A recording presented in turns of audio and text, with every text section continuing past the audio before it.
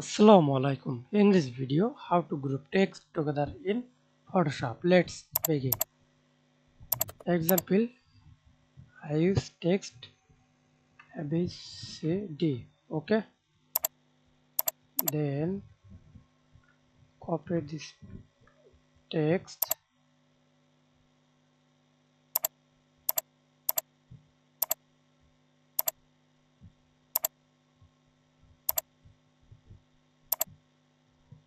Okay, then group, single group, hold control, select single text. Sorry, multiple text.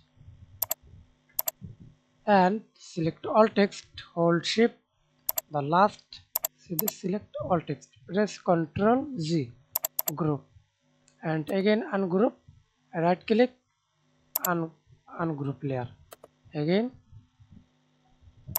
press Ctrl Z, group layer, and delete group only. That's it. Thanks for watching video. Please subscribe to my channel, like, comment, share.